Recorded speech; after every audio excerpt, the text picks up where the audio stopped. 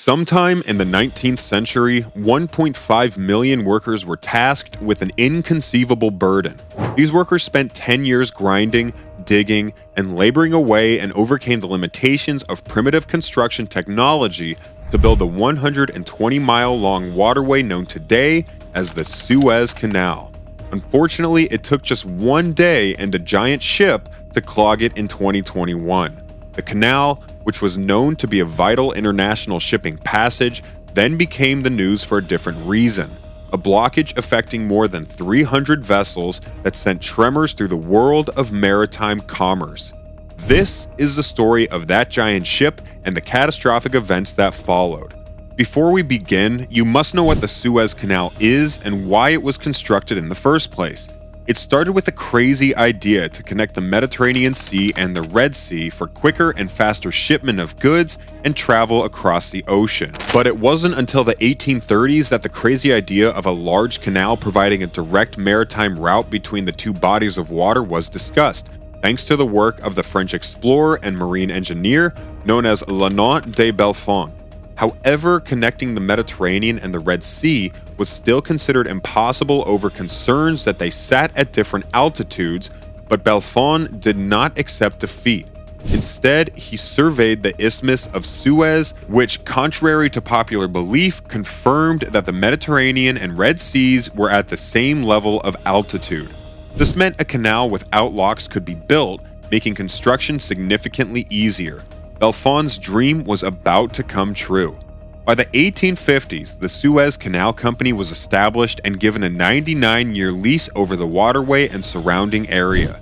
9 years later, construction began. The excavation took 10 years, and an estimated 1.5 million people worked tirelessly on what was deemed an impossible project. The limitations of construction technology at the time meant that the total costs of building the Suez Canal tallied up to $100 million, more than double the original estimate. Yet, by November 17, 1869, the Suez Canal was completed and formally opened. That day was when ships were first allowed to free flow from the Mediterranean to the Red Seas. As enormous as the Suez Canal was, it still couldn't fit two ships side by side.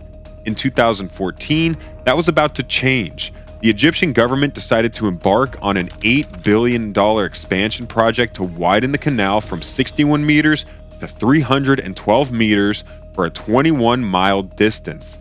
This expansion project was completed in 1 year, and as a result, the canal could accommodate ships to pass both directions simultaneously. But good things never last, do they? In 2021, disaster struck, and neither the initial $100 million nor the later $8 billion was enough to prevent it.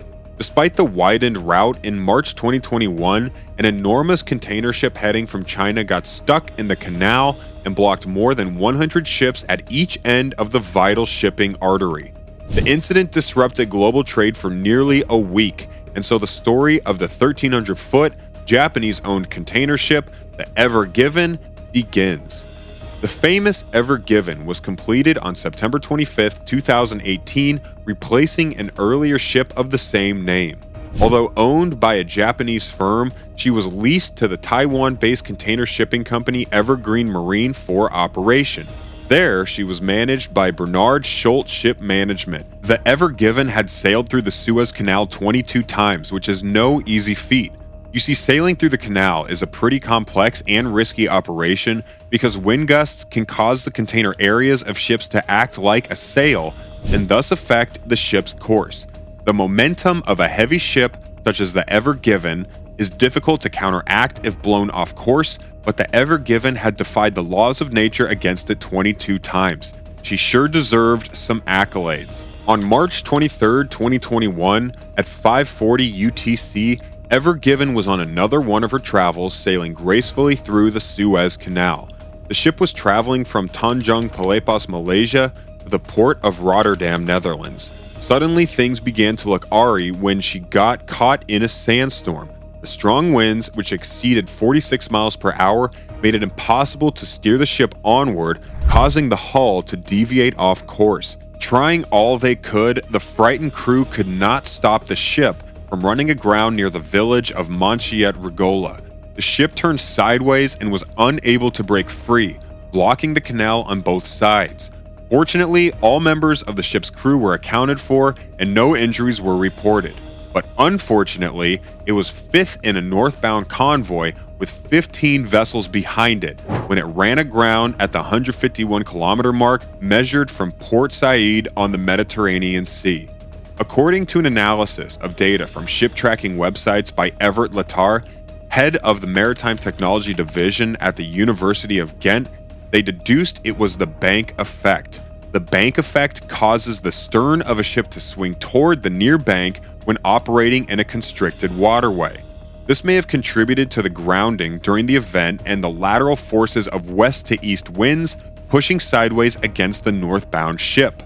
One would assume that safety measures of all types are thoroughly designed in a ship, but since most of the focus of modern ship design is directed towards efficiency and stability at sea, the effects of hydrodynamics in shallow waters, especially in light of the rapidly growing size of ships in the past decade, has remained somewhat obscure and in the need of further study. Over 300 vessels at both ends of the canal were obstructed by Ever Given, including 5 other container ships of similar size. These included 41 bulk carriers and 24 crude oil tankers. The affected vessels represented roughly 16.9 million tons, or 37 billion pounds of dead weight. Some docked at ports and anchorages in the area, while many remained in place. The disruption affected Ever Given's sister ship Ever Greet, as were 2 Russian Navy vessels, Staragushi-class corvette Stoiki and Altai-class oiler Kola. These 2 vessels were believed to have been the only military vessels affected by the blockage. Immediately after news of the grounding had reached the Suez Canal Authority, numerous things were done to the ship. The first point of action was to move the vessels that were behind Ever Given to make room for the refloating operation. Fuel and 9,000 tons of ballast water were removed from the ship to help lighten it as heavy machinery, including an excavator, began work to dig the bow out.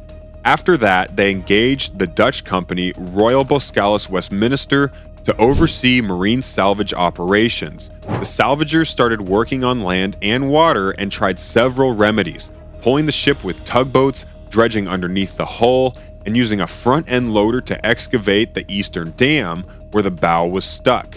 But the vessel's enormous size and weight, 200,000 metric tons, made it incredibly stubborn. Those salvage efforts were practically useless even after 6 days. But they could not give up now. Tugboat horns blared continuously,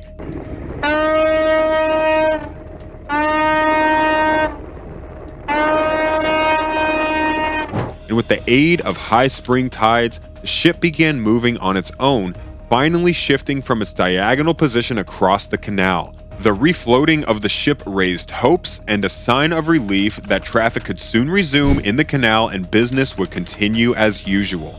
The Suez Canal is believed to handle about 10% of global maritime commercial traffic. In fact, by the morning of March 29, 2021, hours before the Ever Given was freed, 367 vessels were waiting to pass through the canal, according to Leth Agencies, a canal service provider. Maritime industry experts have said such a large backlog could take weeks to clear.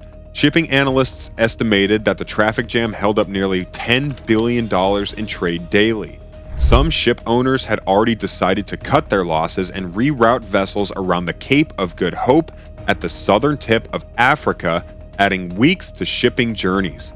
The owner of Ever Given, Shoei Kisankaisha, faced millions of dollars in insurance claims and the cost of emergency salvage services.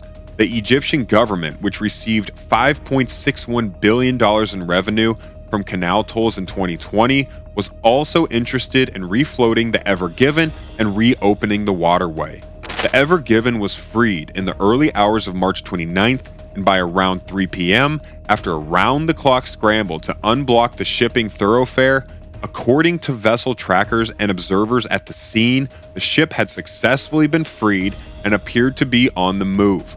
Today, an average of 50 ships navigate the canal daily, carrying more than 300 million tons of goods per year. Notice how an entire well-oiled system can be shut down in 1 second by one small mishap? There's plenty more that exists in the world of vehicles, so check out some more of our videos.